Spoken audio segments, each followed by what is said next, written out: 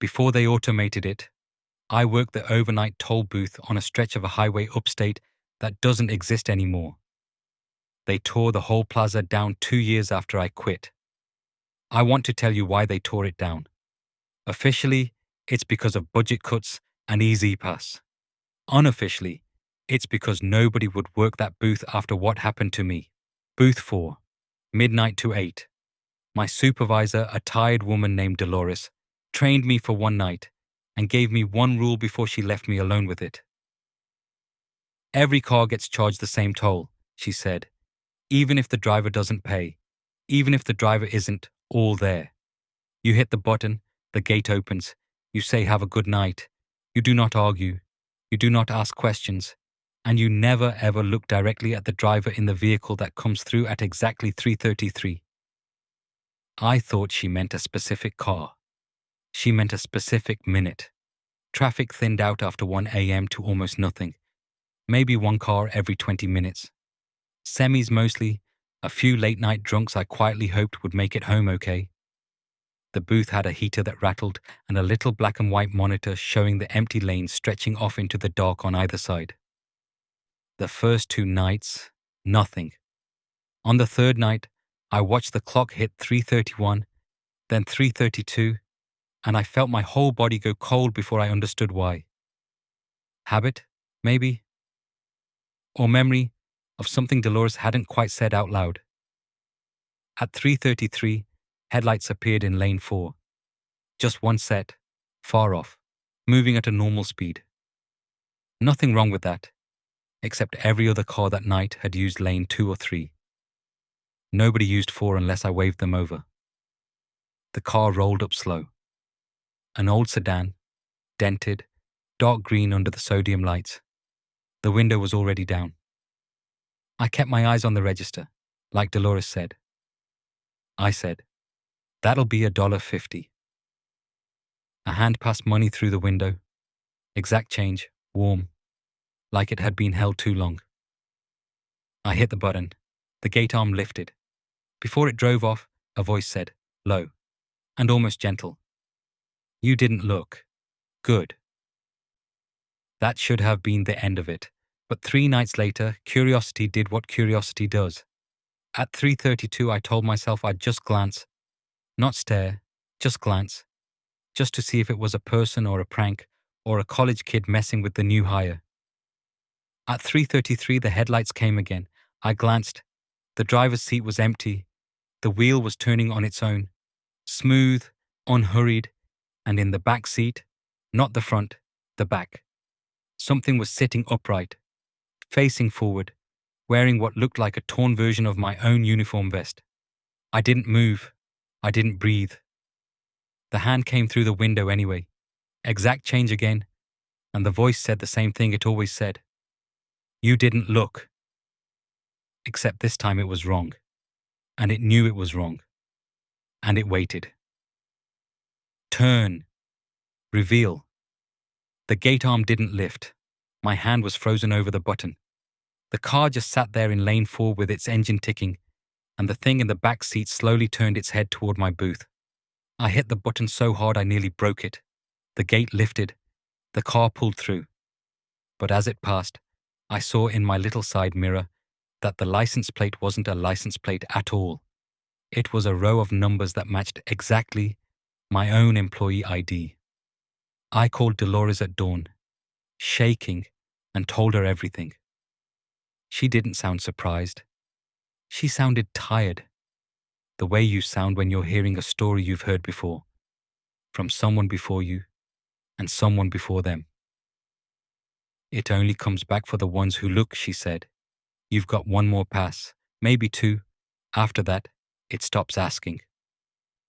I quit before my next shift, but I still drive that stretch of dead highway sometimes when I can't sleep, just to check. The plaza's gone now, torn down to nothing but a flat gravel lot. Except last winter, I swear I saw one booth still standing off to the side, dark, unconnected to anything, and the clock on my dashboard, for just a second as I passed it, jumped to 3:33. End card, sign off. If you drive nights for a living, check your clock right now. Tell me what time it is in the comments. Drive safe.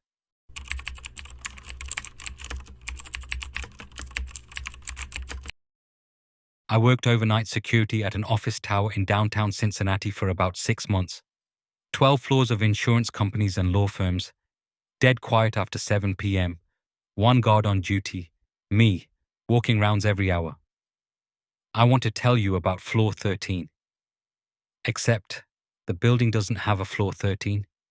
Officially, it skips straight from 12 to 14, like a lot of old buildings do. I used to think that was just superstition dressed up as architecture. I don't think that anymore. My supervisor, a retired cop named Hutch, walked me through the building on my first night. Card key access, camera stations, fire exits. At the elevator, he pointed at the panel. Buttons for lobby through 12, then 14 through 20. Elevator only stops where the buttons say, he told me. If it ever stops between 12 and 14, on its own, you do not get out. You hit close door and you ride it back to the lobby. Doesn't matter what you hear out there. I asked him what I might hear. He said, knocking, mostly. Sometimes somebody calling for help. It's not for you. None of it's for you. For 5 months, the elevator behaved exactly the way elevators are supposed to. I did my rounds. I drank bad coffee. I watched the security monitors flicker in that particular way old CRT screens do. Then, on a Thursday night in October, doing my 2 a.m. round, the elevator I was riding slowed down between floors. The doors opened onto a hallway that shouldn't exist. Fluorescent lights, half of them dead, buzzing over grey carpet, and a row of office doors with frosted glass, none of them labelled. Cold air rolled in, colder than the building's AC ever ran. I remembered Hutch's rule. I hit close door immediately, but before the door shut, I heard it. Not knocking this time. Typing. Fast, frantic, keyboard typing, coming from behind one of those frosted glass doors, like someone working very late on something very urgent.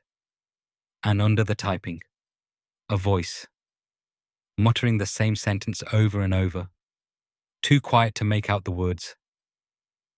The doors closed. The elevator continued down like nothing happened. I told Hutch the next morning. He didn't seem surprised, just older somehow, like the story had aged him a little more each time he had to hear it again. Company that used to lease that floor, he said, before the building renumbered everything. There was a fire, overnight. Everybody thought it was empty because it was supposed to be closed for the night. It wasn't.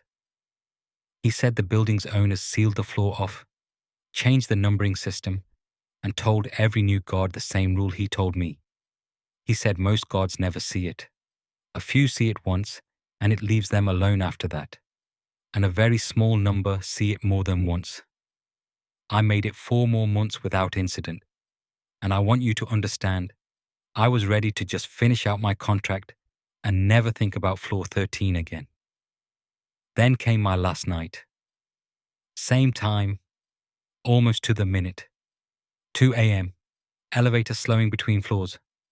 Doors opening onto that same grey hallway. Same buzzing lights. Except this time, one of the frosted glass doors was open, and a shape was standing in the doorway, backlit, still facing the elevator, facing me. I hit closed door. It didn't work. The button lit up, but the doors just stood there, open, and the shape in the doorway took 1 step into the hallway, toward the elevator, unhurried, like it had all the time in whatever place it existed in. I hit closed door maybe 15 times. On what I think was the last one, the doors finally responded, sliding shut just as the shape reached the threshold of the elevator itself. I remember the shape's hand. I want to be precise here. Reaching into the gap of the closing doors.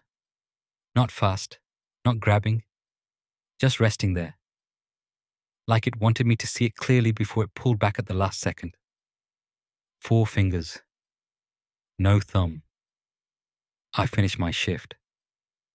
I didn't take a single break for the rest of that night, and I never went back after that contract ended. I looked into it afterward, because I couldn't help myself. The fire on the old 13th floor happened in 1974. 11 people were confirmed dead. A 12th body was never recovered. Records listed the 12th employee's job title as a night shift data processor. His personnel file listed an old workplace injury. He'd lost his right thumb in a printing press accident 2 years before the fire. If your building skips a floor number, I'd think twice about taking the stairs past it after midnight. See you in the next one.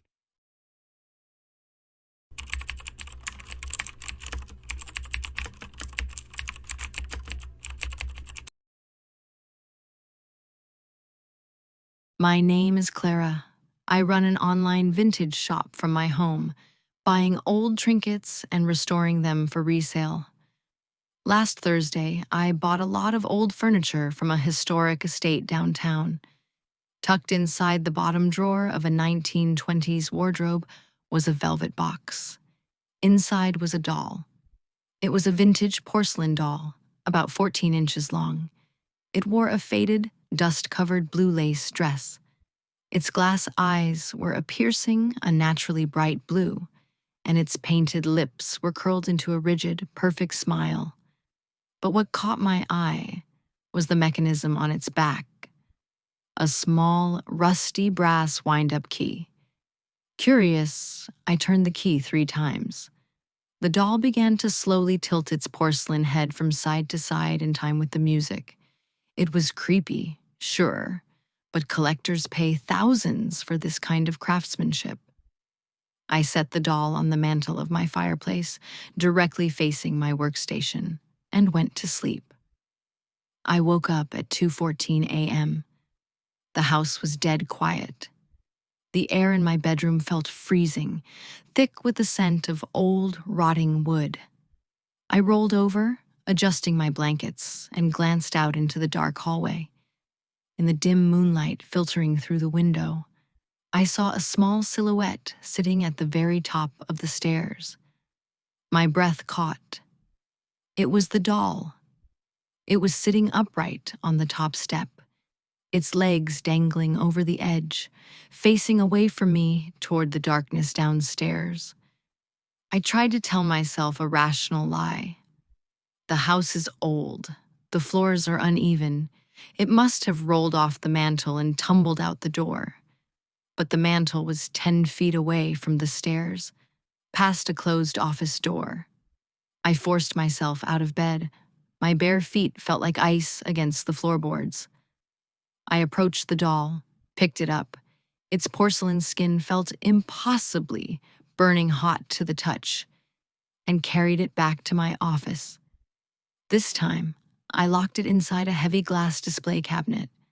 I turned the key in the cabinet lock, took the key with me, and went back to bed. I didn't sleep. I just stared at the ceiling, listening. Around 3:30 a.m., the scratching stopped. Then, from the office down the hall, came the sound that made my blood turn to ice. The doll was winding itself up. I grabbed my phone, turning on the flashlight, and crept down the hallway. The office door was wide open, even though I had pulled it shut. I shined the light on the glass display cabinet. The cabinet was still locked. The key was still in my pocket, but the velvet pillow inside was empty. The doll was gone. The music box melody wasn't coming from the cabinet. It was coming from right behind me. I spun around, throwing my flashlight beam across the dark living room. The doll was sitting in my old wicker rocking chair in the corner. But it wasn't 14 inches tall anymore.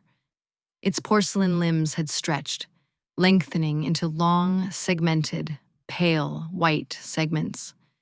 Its blue lace dress was torn, struggling to cover a torso that had grown to the size of a young child. It was rocking back and forth violently, its wooden chair creaking under the weight.